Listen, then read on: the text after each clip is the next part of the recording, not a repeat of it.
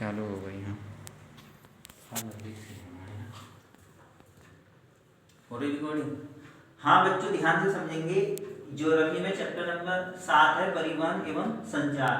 पहले बात करेंगे हम कि परिवहन क्या है। इधर लेना कैमरा।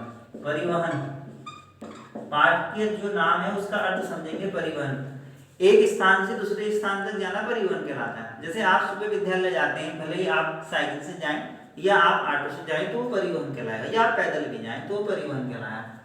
अब बात आती है परिवहन के साधन। परिवहन के साधन,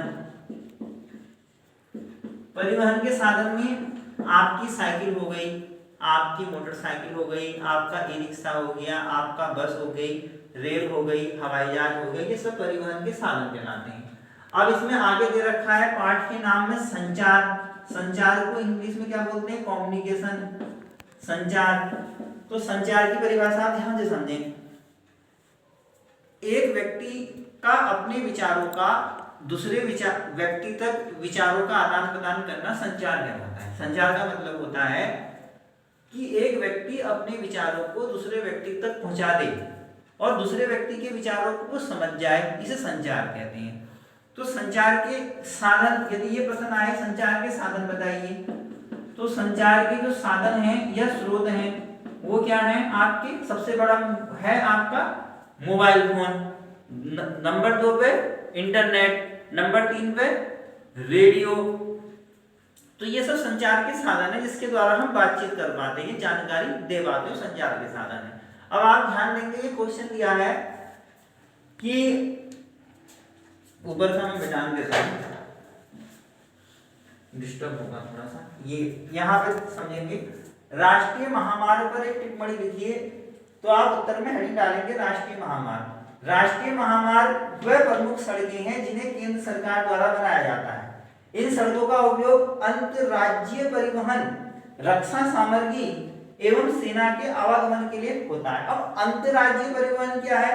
अंतरराज्यीय परिवहन का मतलब आप ये समझे, इस समय हमारे 28 स्टेट हैं, 28 राज्य हैं। तो एक अब राज्यों की सीमाएं होती हैं। जैसे आप प्रैक्टिकली देखो, काशीपुर में अब ठाकुरद्वारा से पहले हरियावाला से आगे जाके मजार पड़ती है, वो बॉर्डर आ गया। अब मजार से इधर को हमारा सारा उत्तराखंड है, जब इधर चलेंगे हल्द्वानी बात को, और मजार से आगे आपका उत्तर प्रदेश शुरू हो गया। बहुत बड़ा उत्तर प्रदेश है, ठाकुरद्वारा, लखनऊ, बरेली, शाहजहांपुर, बहुत सारे जिले हैं उत्तर प्रदेश में। तो राष्ट्रीय महामार्ग का जो अंतरराज्यीय परिवहन का मतलब है एक राज्य से दूसरे राज्य में जाना। मगर आपको उत्तराखंड से यूपी जाना है या यूपी से हरियाणा जाना है तो ऑटोमेटिक जो ये राष्ट्रीय महामार्ग है वहां से होते आपकी बस जाएगी। तो अंतरराज्यीय परिवहन, रक्षा सामग्री। अब रक्षा सामग्री क्या है कि जो हमारी डिफेंस सिस्टम है, डिफेंस बोलते हैं इंग्लिश में किसी सुरक्षा को, तो उनकी सामग्री, गोला बारूद, एक से एक आधुनिक हथियार, इन सब का जो लेके आते हैं सरकार, वो राष्ट्रीय महामार्ग से इनके वाहन गुजरते हैं। अगला दे रखा है सेना के आवागमन। अब सेना बुलानी है, आर्मी बुलानी है, तो आर्मी भी इन महामार्ग से होकर आएगी।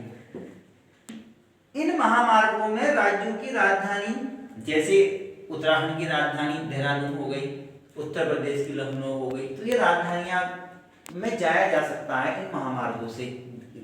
उसके बाद ये पतनों तथा रेलवे जंक्शनों को जोड़ते हैं। पतनों, कल मैंने बताया था कि पतन क्या होते हैं। पतन ऐसे स्थान होते हैं जहां पर समुद्र द्वारा व्यापार करने के लिए बोट खड़ी रहती है।